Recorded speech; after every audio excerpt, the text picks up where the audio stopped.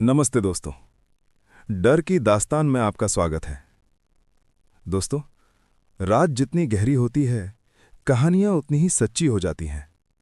कभी सोचा है, सड़क पर चलते हुए अचानक क्यों लगता है कि कोई आपको देख रहा है? क्यों कुछ मोड़ ऐसे होते हैं जहां हवा भी फुसफुसाती सी लगती है? आज जो कहानी मैं आपको सुनाने जा रहा हूं, वो सिर्फ एक बस ड्राइवर की कहानी नहीं है। ये उस सन्नाटे की कहानी है जो एक सुनसान जंगल के मोड़ पर आज भी सांस लेता है। मैंने खुद वो रात देखी है, वो रास्ता, वो बारिश और वो आखिरी सीट। अगर आप कमजोर दिल के हैं तो अभी वापस मुड़ जाइए, क्योंकि आगे जो है वो सिर्फ कहानी नहीं, एक अनुभव है। आप सुन रहे हैं डर की दास्तान, जहां हर दास्तान अंधेरे से निकलती है और सीधे आपके दिल तक पहुंचती है। लाइट्स धीमी कर दीजिए, दरवाजा बंद कर लीजिए और अपने डर को पास बिठा लीजिए, क्योंकि अब शुरू होने जा रही है एक ऐसी रात जिसे मैं आज तक भूल नहीं पाया। ये है डर की दास्तान। मैं पिछले 12 साल से बस चला रहा हूं। लंबी दूरी की रात वाली बसें, जिनमें आधे लोग सोते हैं और आधे लोग अपनी अपनी दुनिया में खोए रहते हैं। उस रात भी सब कुछ आम था, या कम से कम मुझे ऐसा ही लगा था। मेरी ड्यूटी थी अहमदाबाद से एक पहाड़ी कस्बे तक की। रास्ता लंबा था, करीब 8 घंटे का सफर। सर्दियों की रात थी, हल्की हल्की धुंध पहले ही सड़कों पर उतर चुकी थी। मैंने इंजन स्टार्ट किया। बस की हल्की कंपन मेरे हाथों से होती हुई दिल तक पहुंच गई। ये एहसास मुझे हमेशा सुकून देता था। कंडक्टर रमेश मेरे साथ था। उसने मुस्कुराते हुए कहा, आज रात लंबा रूट है, चाय ज्यादा पीनी पड़ेगी। मैं हंस दिया। रात के करीब 10 बजे हम शहर से बाहर निकल चुके थे। स्ट्रीट लाइट्स पीछे छूट रही थीं। आगे सिर्फ हाईवे था और गहरा अंधेरा। करीब 11 बजे हम एक छोटे से ढाबे पर रुके। कुछ यात्री नीचे उतरे, कोई चाय लेने गया, कोई बाथरूम की तरफ। मैं बस के पास ही खड़ा था। तभी मेरी नजर एक औरत पर पड़ी। वो अकेली थी, सफेद साड़ी पहने, सिर झुका हुआ। मैंने सोचा कोई यात्री होगी, लेकिन अजीब बात यह थी कि जब बस चली वो अंदर नहीं आई।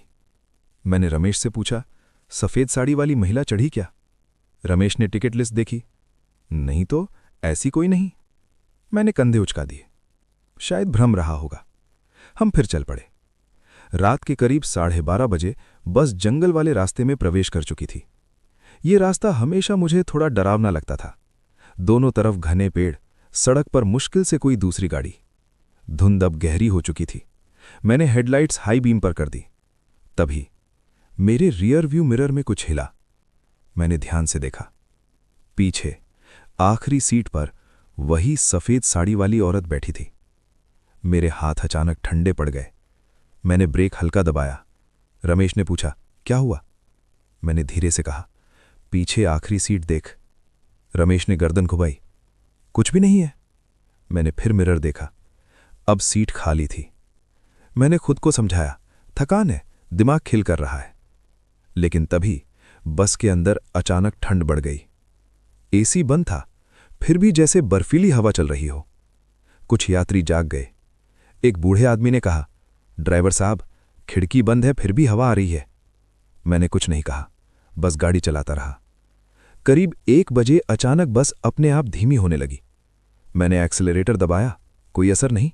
स्पीड 60 से 40, फिर 20 और फिर बस पूरी तरह रुक गई। इंजन बंद नहीं हुआ था, फिर भी बस आगे नहीं बढ़ रही थी। जंगल के बीच चारों तरफ सन्नाटा। मैं नीचे उतरा।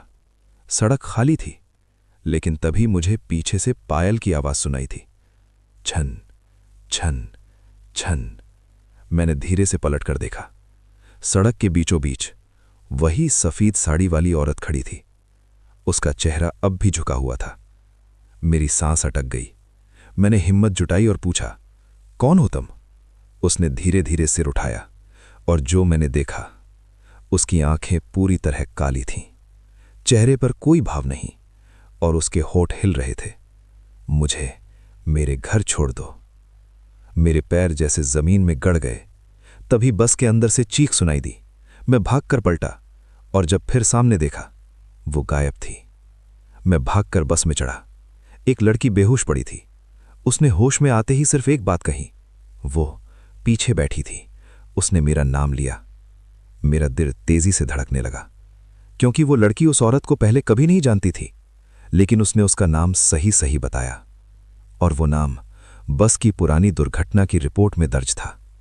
1 साल पहले इसी रास्ते पर, इसी समय एक महिला बस से गिरकर मर गई थी। उसका नाम था सावित्री, और जिस जगह बस अभी खड़ी थी वहीं उसकी लाश मिली थी। मेरे हाथ कांपने लगे। रमेश ने फुसफुसा कर कहा, "ये वही जगह है।" तभी बस अपने आप स्टार्ट होकर आगे बढ़ने लगी। मैंने स्टीयरिंग पकड़ा, लेकिन मेरे हाथों में जैसे जान नहीं थी। मुझे एहसास हो रहा था ये सफर अभी खत्म नहीं हुआ है, क्योंकि रियर व्यू मिरर में अब भी कोई बैठा था, और इस बार वो मुस्कुरा रही थी। रियर व्यू मिरर में वो मुस्कुरा रही थी। उसकी मुस्कान इंसानी नहीं थी, जैसे किसी ने चेहरा खींचकर जबरदस्ती होंठ फैला दिए हों। आंखें अब भी पूरी काली, और वो सीधा मुझे ही देख रही थी। मेरे हाथ स्टीयरिंग पर जमे हुए थे। मैं चाहकर भी पलक नहीं झपका पा रहा था।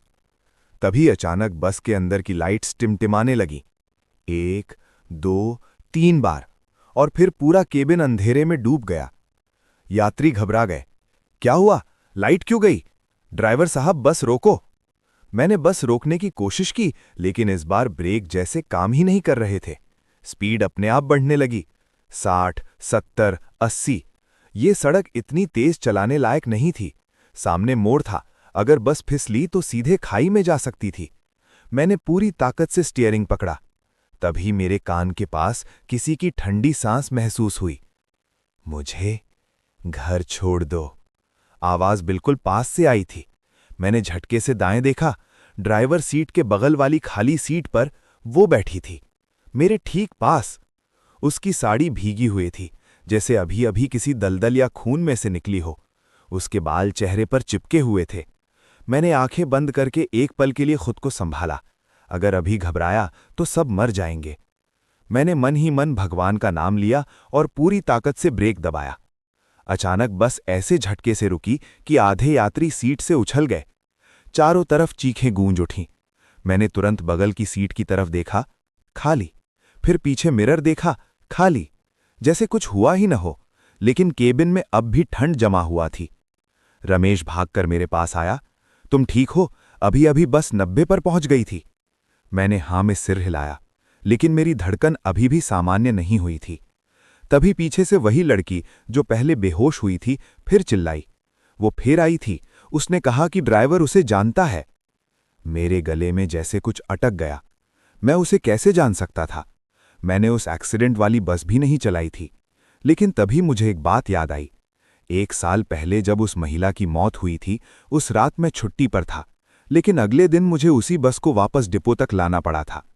मैंने वही बस चलाई थी, और जब मैंने सीट संभाली थी, मुझे सीट के नीचे से एक टूटी हुई पायल मिली थी। मैंने उसे डिपो में जमा कर दिया था। क्या वो उसी की थी? मेरे दिमाग में सवाल घूम रहे थे। तभी बाहर से हल्की हल्की धुंध के बीच कुछ हलचल दिखी। सड़क के किनारे पेड़ों के बीच सफेद साड़ी लहरा रही थी। लेकिन इस बार वो अकेली नहीं थी। उसके पीछे धुंध में कई परछाइयां खड़ी थीं, मानो और लोग भी वहीं अटके हुए हों। मैंने तुरंत फैसला किया, यहां रुकना मौत को बुलाना है। मैंने इंजन फिर स्टार्ट किया। इस बार बस आसानी से चल पड़ी, लेकिन अब अंदर का माहौल बदल चुका था। कोई बात नहीं कर रहा था, सिर्फ इंजन की आवाज और कभी-कभी किसी बच्चे के रोने की हल्की सिसकी। करीब 20 मिनट बाद हम जंगल पार करके हाईवे के खुले हिस्से में आ गए। जैसे ही स्ट्रीट लाइट्स दिखीं, बस के अंदर की ठंड अचानक खत्म हो गई। लाइट्स भी सामान्य हो गईं। सब कुछ सामान्य लगने लगा। यात्री धीरे धीरे शांत हुए। रमेश ने धीमे से कहा, शायद हमें भ्रम हुआ होगा। मैंने कुछ नहीं कहा, लेकिन मेरा ध्यान फिर मिरर पर गया। आखिरी सीट पर अब कोई नहीं था। मैंने लंबी सांस ली। शायद सच में सब खत्म हो गया था। लेकिन तभी बस के स्पीकर से अपने आप एक आवाज गूंजी। वो स्पीकर जो सिर्फ अनाउंसमेंट के लिए इस्तेमाल होता था और अभी बंद था। आवाज बहुत धीमी थी, लेकिन साफ। अभी सफर बाकी है। पूरा केबिन फिर ठंडा हो गया। मैंने तुरंत स्विच चेक किया। स्पीकर ऑफ था। यात्री एक दूसरे को देखने लगे। तभी मेरे मोबाइल पर एक नोटिफिकेशन आया, अनजान नंबर से मैसेज। मैंने 1 सेकंड के लिए नजर डाली। मैसेज में सिर्फ लोकेशन थी और वो लोकेशन उसी जंगल के अंदर की थी जहां बस रुकी थी। नीचे लिखा था, वहीं छोड़कर गए थे, वहीं छोड़कर आओ। मेरे हाथ कांपने लगे। मैंने मोबाइल बंद कर दिया। अब मैं समझ चुका था कि ये सिर्फ भूत का मामला नहीं है, ये किसी अधूरी बात का मामला है, किसी अधूरे सफर का। और शायद वो सफर आज पूरा करवाने वाली थी। मैंने फैसला किया, पहले यात्रियों को सुरक्षित मंजिल तक पहुंचाऊंगा, उसके बाद वापस जाऊंगा, अकेला। क्योंकि ये मामला अब मेरे और उसके बीच का था, और मुझे यकीन था अगर मैं नहीं गया तो अगली बार बस नहीं रुकेगी, सीधे खाई में गिरेगी।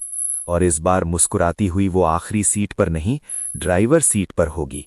सुबह के करीब 5 बजे हम आखिरकार अपने अंतिम स्टॉप पर पहुंच गए।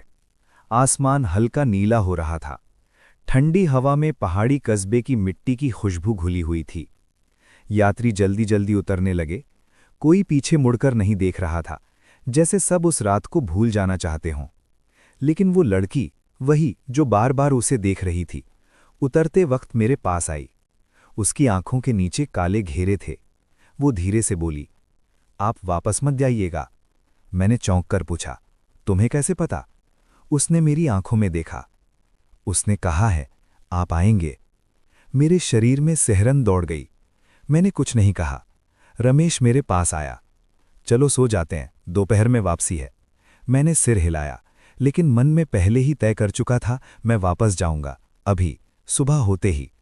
करीब 6 बजे जब रमेश सो गया और डिपो शांत हो गया, मैंने दूसरी खाली बस ली। कोई यात्री नहीं, सिर्फ मैं और वही रास्ता। सूरज निकल चुका था। दिन की रोशनी में वो जंगल उतना डरावना नहीं लग रहा था, लेकिन मेरे अंदर का डर अब भी जिंदा था। करीब 1.5 घंटे बाद मैं उसी जगह पहुंचा। वो मोड़, वही पेड़, वही टूटी रेलिंग, जहां 1 साल पहले एक्सीडेंट हुआ था। मैंने बस किनारे रोक दी। सड़क शांत थी, पक्षियों की आवाजें आ रही थी, सब कुछ सामान्य। मैं नीचे उतरा, जगह को गौर से देखने लगा। तभी मेरी नज़र जमीन पर पड़ी। सूखी मिट्टी पर हल्के हल्के पायल के निशान बने थे, जैसे कोई अभी अभी यहां से गुजरा हो। मेरे गले में सूखापन आ गया। मैंने हिम्मत जुटाई और उन निशानों के पीछे चल पड़ा। वे निशान सड़क से हटकर जंगल के अंदर जा रहे थे। हर कदम के साथ पेड़ घने होते जा रहे थे, धूप कम होती जा रही थी। करीब 50 कदम अंदर जाने के बाद अचानक मोबाइल का नेटवर्क गायब हो गया। मैंने खुद को समझाया, बस थोड़ा और आगे। तभी मुझे एक अजीब सी गंध महसूस हुई, गीली मिट्टी और कुछ सड़ा हुआ। मेरे सामने थोड़ी दूर एक पुराना जला हुआ बस का टायर पड़ा था, और उसके पास कपड़े का फटा हुआ टुकड़ा, सफ़ेद साड़ी का। मेरे दिल की धड़कन तेज हो गई। मैंने चारों तरफ देखा। जंगल अब बिल्कुल शांत था।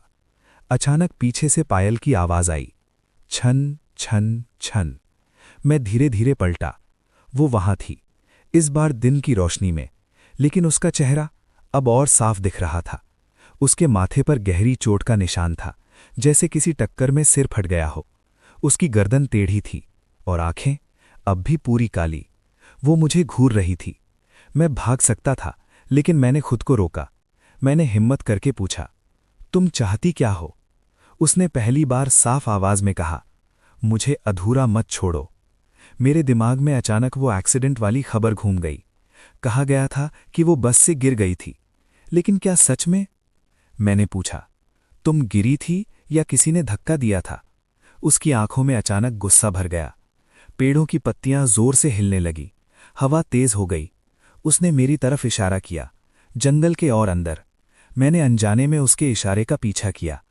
कुछ कदम आगे एक गड्ढा था, आधा भरा हुआ मिट्टी से, और उसमें से साड़ी का किनारा बाहर निकला हुआ था। मेरे शरीर में बिजली सी दौड़ गई। क्या उसकी लाश? मैंने घुटनों के बल बैठकर मिट्टी हटाने की कोशिश की, लेकिन तभी किसी ने मेरा हाथ कसकर पकड़ लिया। बर्फ जैसा ठंडा स्पर्श। मैंने ऊपर देखा। वो बहुत करीब खड़ी थी, इतनी करीब कि उसकी सांस मेरे चेहरे से टकरा रही थी। वो फुसफुसाई, सच बाहर निकालो। और अचानक मेरे दिमाग में एक अजीब दृश्य चमका, जैसे कोई याद जो मेरी नहीं थी। मैंने देखा, 1 साल पहले की वही रात, बस तेज जा रही है। वो महिला ड्राइवर से बहस कर रही है, कह रही है कि बस रोको, लेकिन ड्राइवर गुस्से में है। वो दरवाजे की तरफ जाती है। अचानक धक्का, वो गिरती है और बस आगे बढ़ जाती है। मैंने आंखें खोली, सांस तेज चल रही थी। तो क्या उसे गिराया गया था? क्या ये एक्सीडेंट नहीं, हत्या थी? तभी अचानक मुझे पीछे से इंजन की आवाज सुनाई दी। मैंने पलट कर देखा। मेरी बस अपने आप स्टार्ट हो गई थी और धीरे धीरे सड़क की तरफ बढ़ रही थी। अगर वो चली गई तो मैं यहां फंस जाऊंगा। मैं दौड़ा, लेकिन तभी उसने मेरी राह रोक ली। उसकी आवाज अब भारी हो चुकी थी। पहले सच। मेरे सामने दो रास्ते थे, या तो बस पकड़ूं या इस रहस्य को। मैंने पहली बार बिना डरे उसकी आंखों में देखा। ठीक है, मैं सच बाहर लाऊंगा। हवा अचानक शांत हो गई। उसका चेहरा पहली बार थोड़ा नरम पड़ा, लेकिन उसने आखिरी बार कहा, अगर झूठ बोले तो अगली बस खाली नहीं जाएगी। मेरे रोंगटे खड़े हो गए। मैं भागकर सड़क पर पहुंचा।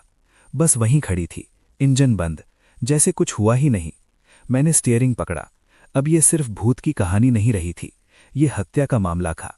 और मुझे पता लगाना था उस रात बस कौन चला रहा था और क्यों किसी ने सच छुपाया। मैंने इंजन स्टार्ट किया, लेकिन जैसे ही बस मुड़ी, रियर व्यू मिरर में फिर वही चेहरा दिखा। इस बार वो मुस्कुरा नहीं रही थी, वो इंतजार कर रही थी। और मुझे एहसास हो गया, अब मैं अकेला नहीं हूं, और जब तक सच सामने नहीं आएगा वो हर सफर में मेरे साथ रहेगी। मैं सीधे डिपो पहुंचा। दिल में एक ही सवाल घूम रहा था, उस रात बस कौन चला रहा था? डिपो का माहौल हमेशा की तरह साधारण था। ड्राइवर चाय पी रहे थे, मैकेनिक नीचे गाड़ी में घुसे हुए थे, सब सामान्य। लेकिन मेरे अंदर तूफान था। मैंने ऑफिस में जाकर पुरानी फाइलें मांगी। क्लर्क ने पहले टालने की कोशिश की। पुरानी केस फाइल क्यों चाहिए? मैंने झूठ बोल दिया, इंश्योरेंस ऑडिट है। कुछ देर बाद उसने धूल भरी फाइल मेरे सामने रख दी। मैंने कांपते हाथों से फाइल खोली। एक्सीडेंट की तारीख, समय, लोकेशन, सब वही। ड्राइवर का नाम पढ़ते ही मेरी सांस रुक गई। महेश चौहान।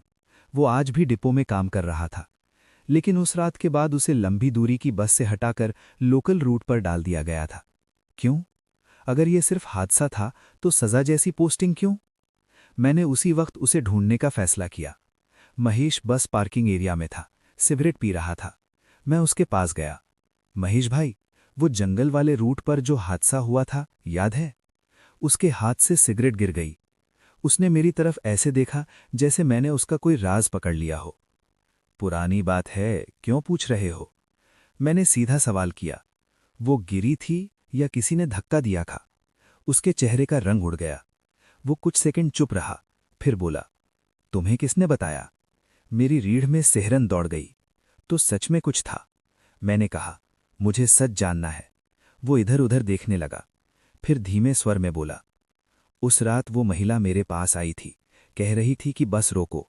उसका पति पीछे सीट पर था, दोनों में झगड़ा हुआ था, वो उतरना चाहती थी। तो मैंने कहा अगले स्टॉप पर रोकूंगा, लेकिन उसका पति गुस्से में था, वो उसे पकड़कर खींच रहा था। मेरी धड़कन तेज हो गई। फिर महेश की आवाज कांप गई। मोड़ पर अचानक बस झटकी, दरवाजा ठीक से बंद नहीं था, वो गिर गई। मैंने ध्यान से उसकी आंखों में देखा, वो सच छुपा रहा था। मैंने कहा, और तुमने बस नहीं रोकी? उसकी आंखों में डर था। रात थी, जंगल था, पीछे सिर्फ 3-4 गाड़ियां थी। उसका पति बोला, मत रोक, मुसीबत होगी। मेरे अंदर गुस्सा उबलने लगा। तो तुम आगे बढ़ गए? वो चुप रहा। उसकी चुप्पी ही जवाब थी। मेरे कानों में वही आवाज गूंज गई, मुझे अधूरा मत छोड़ो। मैंने महेश का कॉलर पकड़ लिया।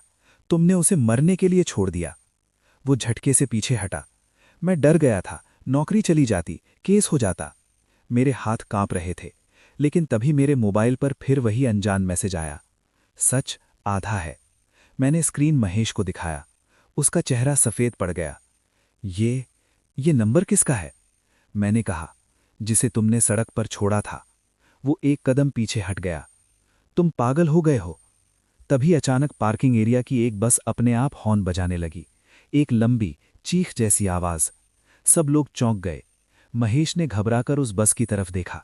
वो वही पुरानी बस थी, वही जिसमें हादसा हुआ था, जो अब कबाड़ में खड़ी थी। उसके अंदर कोई नहीं था, फिर भी हॉर्न लगातार बज रहा था।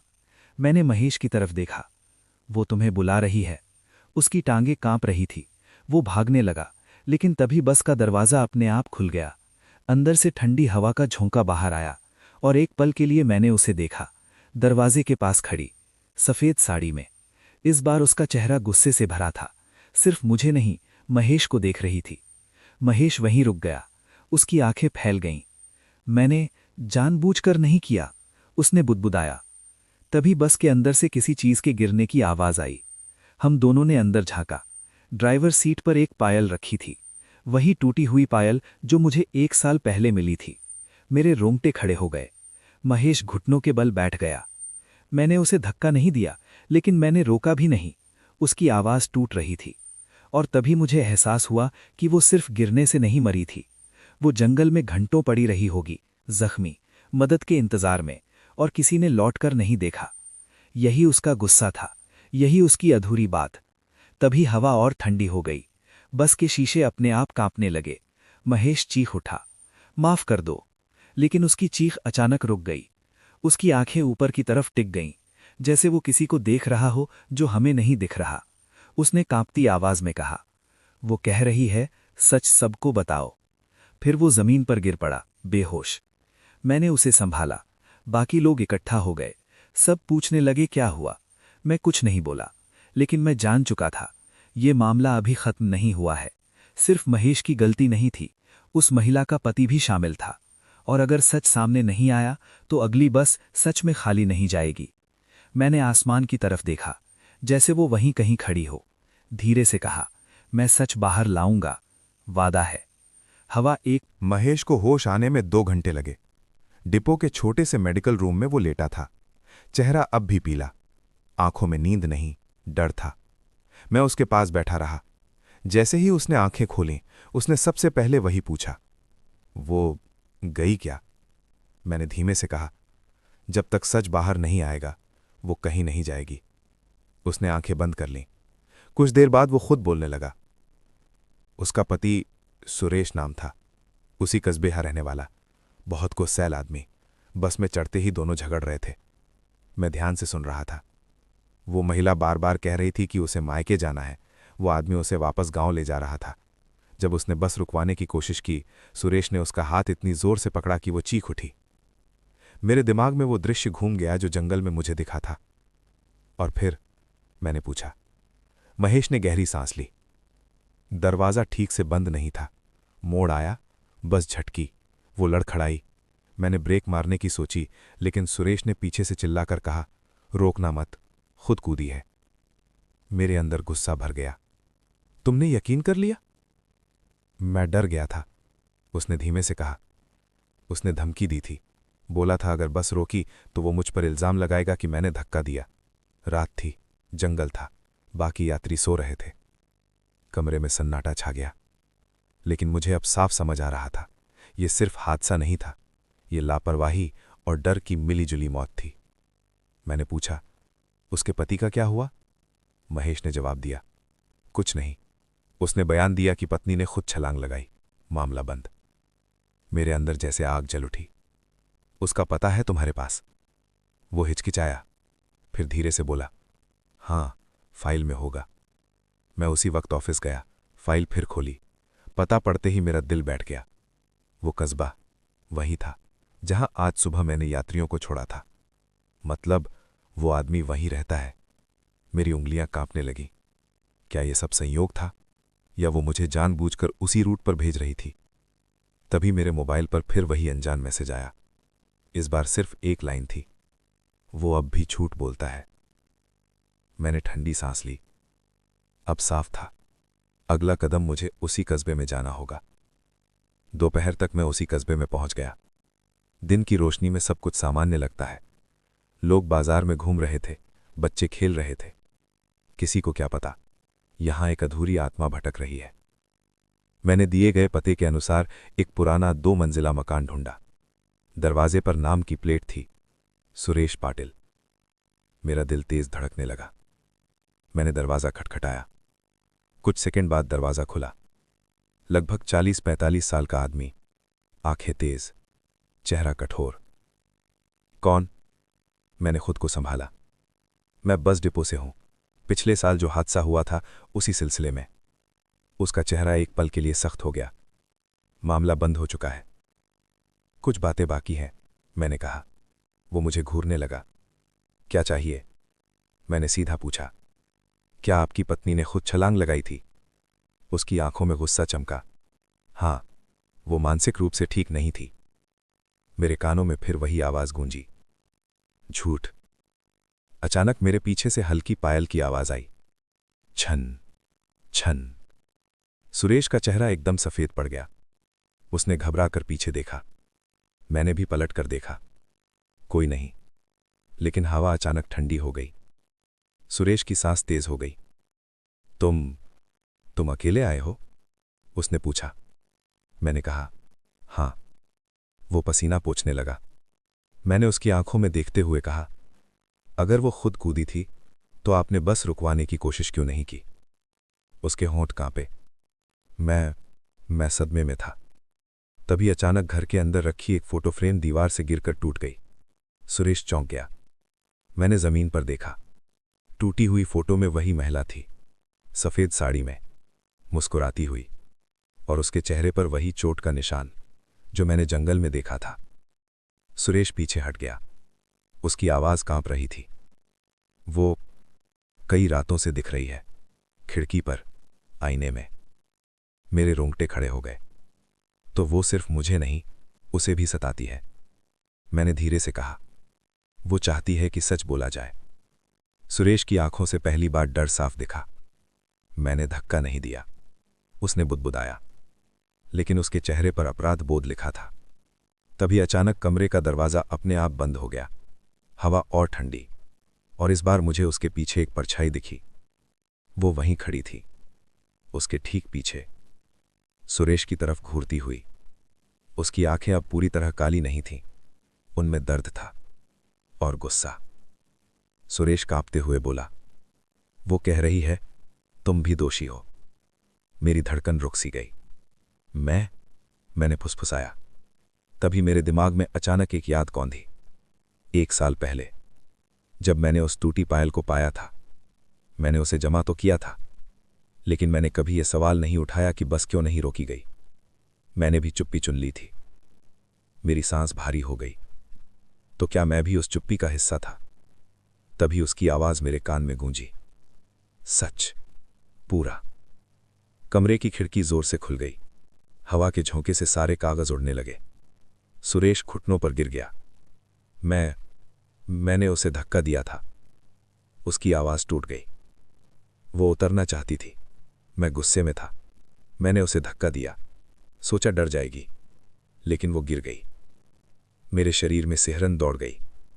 तो सच यही था, धक्का और फिर छोड़ दिया जाना। तभी अचानक सब शांत हो गया।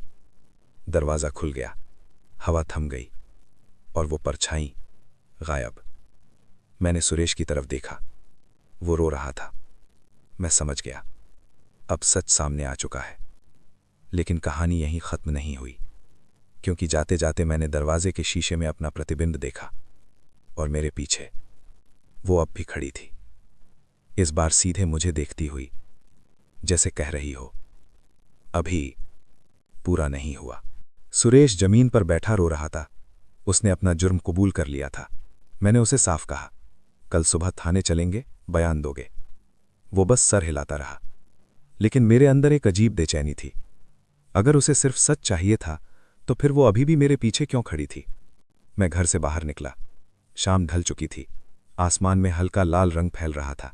सड़क लगभग खाली थी। मैंने जैसे ही कदम आगे बढ़ाए, पीछे से फिर वही पायल की आवाज आई, छन छन। मैंने पलट कर देखा। वो थोड़ी दूरी पर खड़ी थी। इस बार उसका चेहरा शांत नहीं था, आंखों में अजीब सी बेचैनी थी। मैंने धीमे से कहा, सच सामने आ गया है, अब तुम्हें शांति मिल जाएगी। लेकिन उसने सर ना में हिलाया। उसकी आवाज मेरे दिमाग में गूंजी, बस मेरे दिल की धड़कन रुक सी गई। बस में? तभी मुझे याद आया, उस रात बस में और भी यात्री थे। अगर सुरेश ने धक्का दिया तो किसी ने देखा होगा, लेकिन किसी ने गवाही क्यों नहीं दी? क्या सब डर गए थे, या किसी ने जानबूझकर आंखें फेर ली थीं? मेरे माथे पर पसीना आ गया। मामला मेरी सोच से बड़ा था। मैं उसी रात डिपो लौटा। बस स्टैंड लगभग खाली था। रात के 11 बज रहे थे। मैं सीधे उस पुरानी कबाड़ बस की तरफ गया, वही बस जिसमें हादसा हुआ था। चांदनी में वो और भी डरावनी लग रही थी। मैं धीरे धीरे अंदर चढ़ा। हर सीट पर धूल जमी थी, लेकिन आखिरी सीट साफ थी, जैसे कोई रोज वहां बैठता हो। मेरे शरीर में ठंड उतर गई। मैंने धीरे से कहा, क्या छुपा है यहां? तभी अचानक बस का दरवाजा अपने आप बंद हो गया। अंधेरा छा गया। मेरी सांस तेज हो गई और फिर एक एक करके बस की लाइट्स जल उठीं। खाली सीटों पर परछाइयां उभर आईं, जैसे यात्री बैठे हों। मैंने ध्यान से देखा। कुछ चेहरों पर डर था, कुछ पर उदासीनता, और एक चेहरा मुझे पहचान में आया। वो उस रात का एक नियमित यात्री था। नाम याद नहीं, लेकिन चेहरा याद था। वो सुरेश के ठीक पीछे वाली सीट पर बैठा था। मेरे दिमाग में अचानक एक झटका लगा। अगर वो वहां था तो उसने धक्का देखा होगा। तभी मेरे कान में उसकी आवाज गूंजी, मैंने देखा था। मेरे हाथ ठंडे पड़ गए। तो वो गवाह था। फिर उसने गवाही क्यों नहीं दी? तभी सामने की सीट पर एक और परछाई उभरी। वो आदमी पुलिस के सामने बयान दे रहा है। महिला खुद कूदी थी और उसके हाथ में लिफाफा, पैसे। मेरी सांस अटक गई। तो सुरेश अकेला नहीं था। उसने पैसे देकर गवाही बदलवाई थी। मैंने घुटनों पर हाथ रखकर खुद को संभाला। तो ये भी सच है, मैंने बुदबुदाया। तभी वो सामने प्रकट हुई, ड्राइवर की सीट के पास। उसका चेहरा अब पहले से ज्यादा साफ था। आंखों में आंसू थे, लेकिन उनमें आग भी थी। उसकी आवाज सीधे मेरे दिमाग में गूंजी, सब। मैं समझ गया। सिर्फ सुरेश का कबूलनामा काफी नहीं, बाकी झूठ भी उजागर करना होगा। तभी अचानक बस हिलने लगी, जैसे कोई उसे बाहर से धक्का दे रहा हो। मैं गिरते गिरते बचा। खिड़की के शीशे अपने आप चटकने लगे और परछाइयां एक एक करके गायब होने लगी। आखिर में बस खाली रह गई। सिर्फ मैं और वो धीरे धीरे मेरे पास आई। इतनी पास कि मैं उसकी टूटी गर्दन की आवाज सुन सकता था। तुम चुप रहे थे। मेरे सीने में दर्द उठा। हां, मैंने सवाल नहीं उठाया था। मैंने पायल जमा कर दी और मामला भूल गया। मैं भी उस चुप्पी का हिस्सा था। मैंने कांपती आवाज में कहा, मैं सब सच सामने लाऊंगा, सिर्फ सुरेश नहीं, वो गवाह भी। कुछ सेकंड सन्नाटा रहा, फिर हवा शांत हो गई। बस का दरवाजा खुल गया। वो धीरे धीरे पीछे हट गई और धुंध में घुल गई। लेकिन जाते जाते उसकी आवाज आई, जल्दी। मैं बस से बाहर आया। मेरे अंदर अब डर से ज्यादा जिम्मेदारी थी। अब मुझे उस गवाह को ढूंढना था और पुलिस में पूरा सच रखना था। लेकिन जैसे ही मैं डिपो से बाहर निकला, मुझे लगा कोई मेरा पीछा कर रहा है। मैंने पीछे मुड़कर देखा। सड़क खाली थी, लेकिन सड़क के किनारे खड़ी एक परछाई धीरे धीरे हिल रही थी। ये वो नहीं थी, ये कोई और था। और तभी मेरे मोबाइल पर आखिरी मैसेज आया, सच बोलोगे तो तुम अगला हो। मेरे रोंगटे खड़े हो गए। तो सुरेश अकेला नहीं था, कोई और भी शामिल था, कोई जो अभी जिंदा है, और अब वो मुझसे डर रहा है। उस रात के बाद मैं सीधे घर नहीं गया। मैं जानता था अगर कोई मुझे धमकी दे रहा है तो वो मेरी हर हरकत देख रहा होगा। मोबाइल में आया मैसेज अभी भी स्क्रीन पर चमक रहा था, सच बोलोगे तो तुम अगला हो।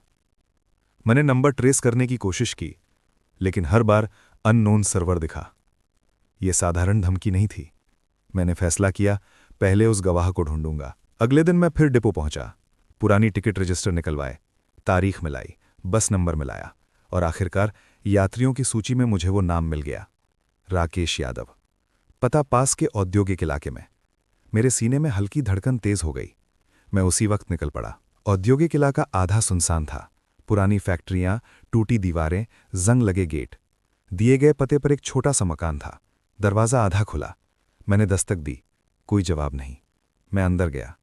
कमरे में बिखरे कागज, आधी पी हुई चाय और टीवी चालू, लेकिन घर में कोई नहीं। तभी मेरी नज़र दीवार पर टंगी एक फोटो पर गई। वो वही आदमी था, बस वाला गवाह, लेकिन फोटो के नीचे काली पट्टी लगी थी। मेरे पैरों तले जमीन खिसक गई। नीचे लिखा था, स्वर्गीय राकेश यादव, मृत्यु 3 महीने पहले। मेरे गले से आवाज नहीं निकली। 3 महीने पहले, मतलब वो अब जिंदा नहीं है। तो फिर वो बस में जो परछाई मैंने देखी, मेरे दिमाग में झंझनाहट होने लगी। तभी पीछे से आवाज आई, आप कौन हैं? मैंने मुड़कर देखा। करीब 20 साल की लड़की खड़ी थी, शायद उसकी बेटी। मैंने धीरे से कहा, मैं बस डिपो से हूं। आपके पिताजी उस एक्सीडेंट वाली बस में थे। उसकी आंखों में दर्द उभरा। हाँ, वो अक्सर उस बात से डरते थे। मेरी सांस अटक गई। डरते थे? हाँ, कहते थे कि उन्होंने सच नहीं बोला, किसी ने पैसे दिए थे। फिर कुछ महीनों बाद वो बदल गए।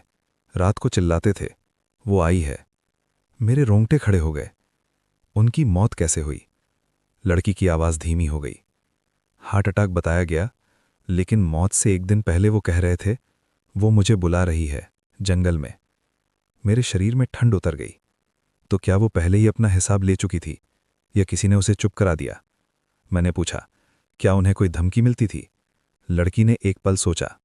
हाँ, एक बार उन्होंने कहा था कि अगर सच बोला तो सब खत्म हो जाएगा। मेरे हाथ अपने आप जेब में पड़े मोबाइल पर कस गए। वही शब्द, सब खत्म। मैं घर से बाहर निकला। अब साफ था, मामला सिर्फ आत्मा का नहीं, कोई जिंदा इंसान भी खेल खेल रहा है, और शायद वही असली खतरा है। शाम को मैं फिर डिपो लौटा। जैसे ही मैंने अपनी बस स्टार्ट की, इंजन अजीब आवाज करने लगा। मैकेनिक ने कहा, सब ठीक है, लेकिन मुझे भरोसा नहीं हुआ। उस रात मेरी ड्यूटी फिर उसी रूट पर लगा दी गई।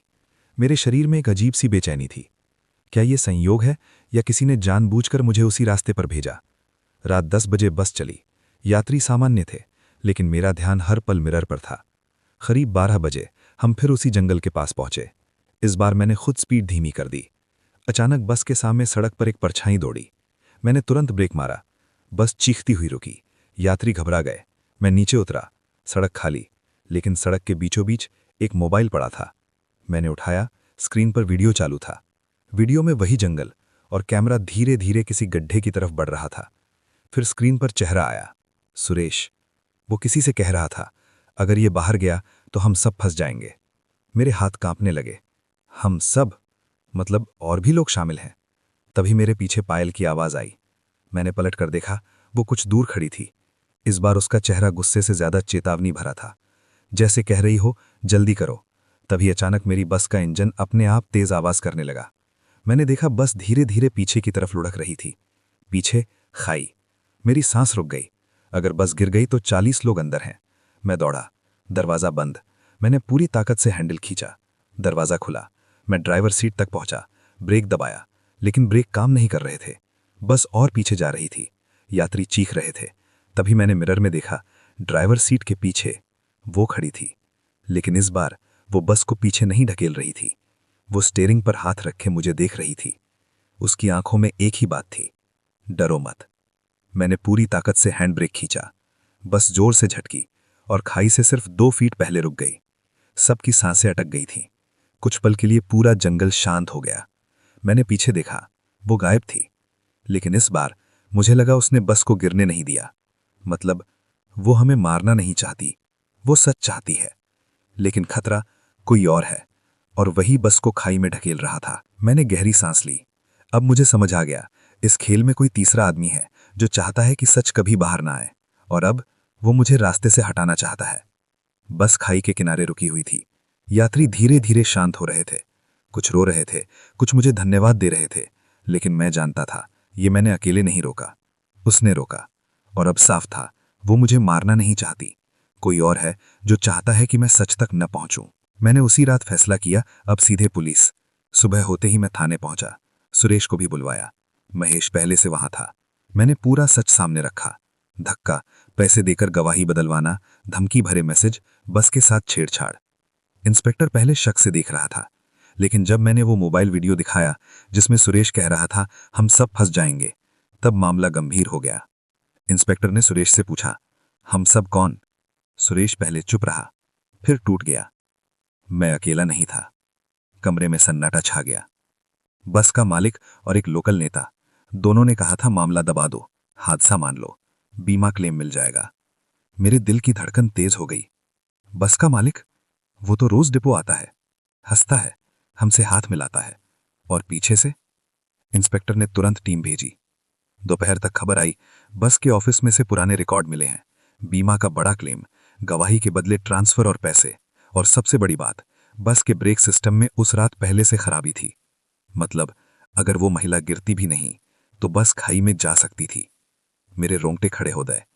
तो क्या वो पूरी बस खत्म करने का प्लान था? तभी थाने के बाहर हलचल मची। बस के मालिक को पकड़ा गया। उसका चेहरा गुस्से से लाल था। जैसे ही उसने मुझे देखा, उसकी आंखों में नफरत चमक उठी। तूने सब खराब कर दिया। मैंने शांत होकर कहा, तुमने पहले ही सब खराब किया था। वो हंसा, एक अजीब ठंडी हंसी। तुझे लगता है तू बच जाएगा? मेरे अंदर हल्की सहरन हुई, लेकिन इस बार मैं नहीं डरा, क्योंकि मुझे एहसास था अब वो अकेली आत्मा मेरे खिलाफ नहीं है, वो मेरे साथ है। रात को मैं फिर उसी जंगल वाले रास्ते पर गया, अकेला। इस बार डर नहीं, एक अजीब शांति थी। मैं उसी जगह खड़ा हुआ जहां वो पहली बार दिखी थी। हल्की हवा चल रही थी। मैंने धीरे से कहा, सच सामने आ गया है, सब गिरफ्तार हैं, गवाही बदलवाने वाले भी। कुछ पल सन्नाटा, फिर पायल की हल्की आवाज, छन। मैंने देखा वो सामने खड़ी थी, लेकिन अब उसका चेहरा वैसा डरावना नहीं था। चोट का निशान हल्का पड़ चुका था, आंखों की काली स्याही कम हो गई थी। उसकी आंखों में अब गुस्सा नहीं, सुकून था। मेरे अंदर हल्की राहत फैल गई। मैंने कहा, माफ करना, मैं पहले चुप रहा। उसने धीरे से सिर झुका दिया, जैसे कह रही हो, अब ठीक है। हवा में एक गर्माहट सी आई। जंगल की ठंड कम हो गई। उसकी परछाई हल्की होने लगी। वो धीरे धीरे धुंध में घुलने लगी। लेकिन जाते जाते उसने एक आखिरी बार मेरी तरफ देखा। उस नजर में धन्यवाद था और मुक्ति।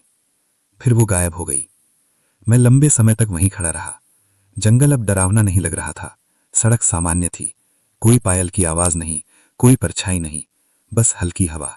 कुछ महीनों बाद केस कोर्ट में गया। सुरेश ने जुर्म कबूल किया। बस का मालिक और नेता भी दोषी साबित हुए। महेश ने भी बयान दिया।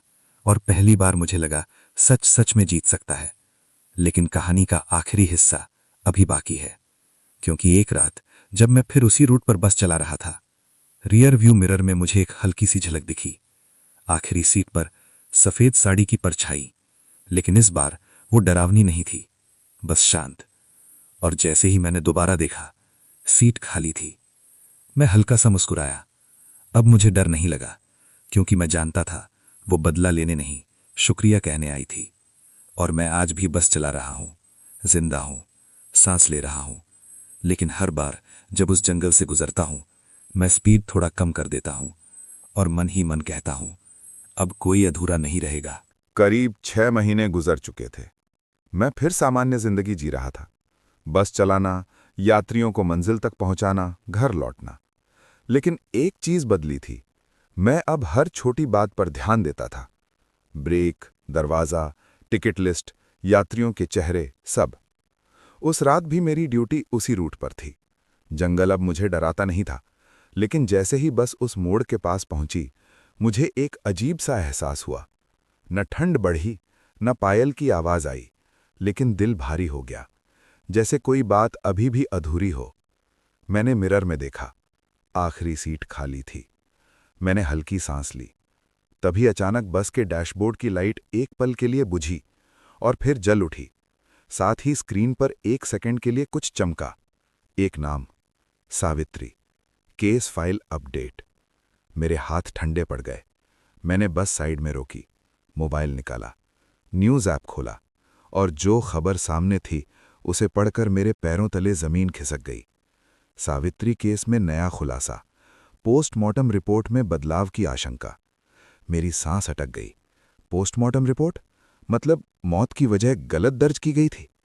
मैंने पूरी खबर पढ़ी। उसमें लिखा था कि एक आरटीआई के जरिए पता चला, शुरुआती रिपोर्ट में धक्का लगने से गिरना लिखा था, लेकिन फाइनल रिपोर्ट में उसे स्वैच्छिक कूद करार दिया गया।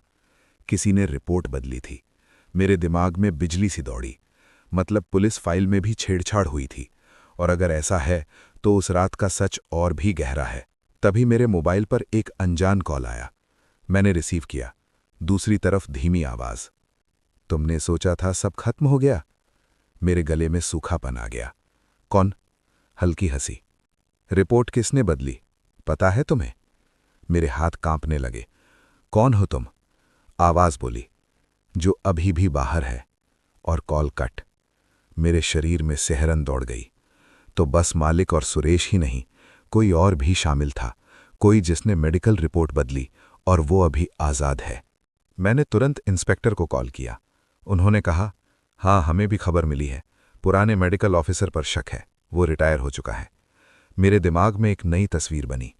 अगर रिपोर्ट बदली गई थी तो हत्या को आत्महत्या दिखाने की पूरी साजिश थी, और इसका मतलब वो महिला सिर्फ धक्का खाकर नहीं मरी थी, हो सकता है वो गिरने के बाद जिंदा थी, और अगर उसे तुरंत मदद मिलती तो शायद बच जाती। मेरे सीने में दर्द उठा। उसकी आखिरी घड़ियां, अंधेरा जंगल, टूटा हुआ शरीर, मदद का इंतजार, और कोई नहीं लौटा। तभी अचानक बस के अंदर हल्की खुशबू फैली, फूलों जैसी। मैंने मिरर में देखा। इस बार आखिरी सीट पर वो बैठी थी, लेकिन चेहरा शांत नहीं था। उसकी आंखों में फिर बेचैनी थी, जैसे कह रही हो, अभी भी। मैंने धीमे से कहा, मैं पता लगाऊंगा किसने रिपोर्ट बदली। उसने धीरे से सिर झुका दिया और एक पल में गायब। अगले दिन मैं उस रिटायर्ड मेडिकल ऑफिसर के घर पहुंचा। पुराना बंगला, गेट आधा खुला। मैं अंदर गया। दरवाज़ा खुला था। कमरे में अजीब सन्नाटा। टेबल पर फाइलें फैली थीं, और बीच में वही केस फाइल। मेरे हाथ ठंडे पड़ गए। क्या वो मेरा इंतजार कर रहा था? तभी पीछे से आवाज आई, तुम बहुत आगे बढ़ गए हो। मैंने मुड़कर देखा।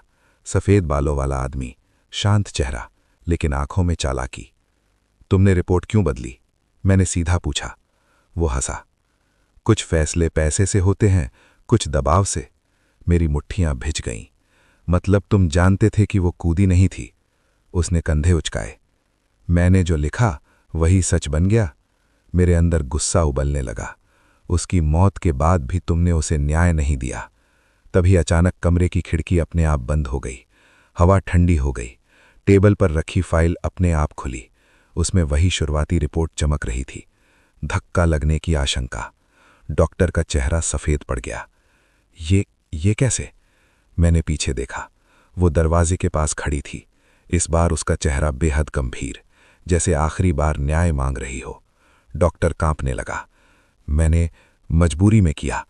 उसकी आवाज़ टूट गई, और तभी अचानक उसकी मेज़ पर रखा ग्लास गिरकर टूट गया। डॉक्टर घुटनों पर बैठ गया। मैं बयान दूंगा, सब बताऊंगा। कमरे की ठंड धीरे धीरे कम हो गई। मैंने उसकी तरफ देखा। अब उसके चेहरे पर वही सुकून था जो मैंने जंगल में देखा था, लेकिन इस बार उसकी आंखों में हल्की थकान भी थी, जैसे ये उसका आखिरी संघर्ष हो। वो धीरे धीरे धुंध में बदलने लगी, लेकिन जाते जाते उसकी नज़र मुझ पर टिक गई। उस नज़र में एक सवाल था, अब पूरा? मैंने सिर हिलाया, अब पूरा। लेकिन जैसे ही मैं घर से बाहर निकला, मेरे मोबाइल पर फिर मैसेज आया, सच की कीमत चुकानी पड़ती है। मेरे कदम वहीं रुक गए। तो क्या अभी भी कोई बाकी है, या अब बारी मेरी है? उस मैसेज के बाद मेरी रातों की नींद फिर उड़ गई। सच की कीमत चुकानी पड़ती है। ये कोई धमकी थी या चेतावनी? मैंने नंबर ट्रेस करवाने की कोशिश की, लेकिन वो वर्चुअल था, कोई असली पहचान नहीं। डॉक्टर ने अगले ही दिन बयान दे दिया। उसने माना कि बस मालिक ने उसे पैसे दिए थे और ऊपर से दबाव भी था। केस फिर खुल गया। मीडिया में खबर फैल गई। जंगल वाला मोड़ फिर चर्चा में आ गया। लेकिन मेरे अंदर जो डर था वो अलग था, क्योंकि अब जब भी मैं बस चलाता मुझे लगता कोई मुझे देख रहा है, लेकिन वो नहीं, कोई और। उस रात आखिरी बार मेरी ड्यूटी उसी रूट पर लगी। बारिश हो रही थी, सड़क गीली थी, वही मोड़, वही अंधेरा, वही जंगल। लेकिन इस बार कुछ अलग था। जंगल बिल्कुल शांत नहीं था। हवा तेज चल रही थी, पेड़ झुक रहे थे, जैसे कोई अदृश्य ताकत जाग गई हो। बस जैसे ही उस जगह पहुंची, अचानक इंजन बंद, लाइट्स ऑफ, पूरा अंधेरा, यात्रियों में हलचल। मैंने दोबारा स्टार्ट करने की कोशिश की, कुछ नहीं। तभी बस के अंदर ठंडी हवा भर गई, और फिर एक साथ कई पायल की आवाजें। मैं जम गया। एक नहीं, दो नहीं, कई। मैंने रियर मिरर में देखा। आखिरी सीट पर सिर्फ वो नहीं थी, उसके पीछे धुंधले साए, जैसे और भी आत्माएं। मेरे हाथ स्टीयरिंग पर जमे रह गए। तभी एक भारी आवाज गूंजी, हम भी इंतजार में थे। मेरे शरीर में बिजली दौड़ गई। क्या इस जगह और भी हादसे हुए थे? क्या ये जंगल सिर्फ उसकी कहानी नहीं, कई कहानियों का गवाह था? वो आगे आई, इस बार उसका चेहरा शांत था, लेकिन पीछे खड़े साए बेचैन थे। उसने मेरी तरफ देखा और पहली बार उसके होंठ हिले। आवाज सीधा मेरे दिमाग में गूंजी, डरो मत, तुम्हारी कीमत मौत नहीं है। मेरी सांस अटक गई। तो फिर तभी पीछे खड़े साए एक एक कर धुंध में बदलने लगे, जैसे उन्हें भी मुक्ति मिल रही हो। बस के बाहर अचानक तेज रोशनी चमकी। इंजन अपने आप स्टार्ट हो गया, लाइट्स जल उठीं। यात्री चौंक कर इधर उधर देखने लगे, जैसे उन्हें कुछ याद ही नहीं। मैंने मिरर में देखा, अब आखिरी सीट खाली थी और इस बार वो वापस नहीं आई। उस रात के बाद सब कुछ बदल गया। डॉक्टर को सजा मिली, बस मालिक की सजा बढ़ाई गई। पुरानी फाइलों की जांच हुई। पता चला उस मोड़ पर पिछले 10 सालों में कई दुर्घटनाएं हुई थीं, लेकिन ज्यादातर को आत्महत्या या लापरवाही कहकर बंद कर दिया गया था। अब सब खुलने लगा। और अजीब बात, उस मोड़ पर हादसे बंद हो गए, पूरी तरह। लेकिन कहानी यहां खत्म नहीं होती, क्योंकि असली कीमत मुझे बाद में समझ आई। एक दिन मैं घर लौटा तो मेरी बेटी बोली, पापा, वो आंटी फिर आई थी। मेरे पैरों तले जमीन खिसक गई। कौन आंटी? वो मुस्कुराई, जिन्होंने कहा था आपको धन्यवाद कहना है। मेरे गले में कुछ अटक गया। क्या बोली? बेटी बोली, अब उन्हें जाना है, बहुत दूर, और आप डरे नहीं। मेरी आंखें भर आईं। मैं समझ गया वो अब इस दुनिया में नहीं थी और शायद फिर कभी नहीं होंगी। आज उस घटना को 1 साल हो चुका है। मैं अभी भी उसी रूट पर बस चलाता हूं। जंगल सामान्य लगता है, मोड़ भी। कोई पायल नहीं, कोई ठंडी हवा नहीं, कोई साया नहीं। लेकिन कभी कभी जब रात बहुत शांत होती है और बस में सिर्फ मैं और इंजन की आवाज होती है, तो मुझे एक पल के लिए लगता है जैसे किसी ने कंधे पर हल्का सा हाथ रखा। डर नहीं लगता, बस एक एहसास, जैसे कोई कह रहा हो, तुमने अपना काम पूरा किया। दोस्त, मैंने उस रात जाना कि भूत हमेशा डराने नहीं आते। कुछ न्याय मांगने आते हैं, कुछ सच्चाई सामने लाने, और कुछ बस धन्यवाद कहने। अगर उस रात मैंने बस नहीं रोकी होती, अगर मैंने पीछे मुड़कर नहीं देखा होता, अगर मैंने डरकर अनदेखा कर दिया होता, तो शायद कई आत्माएं अब भी भटक रही होती। मैं बस एक ड्राइवर हूं, न हीरो न जासूस, लेकिन कभी कभी सही वक्त पर सही काम करने वाला इंसान किसी की मुक्ति का कारण बन जाता है।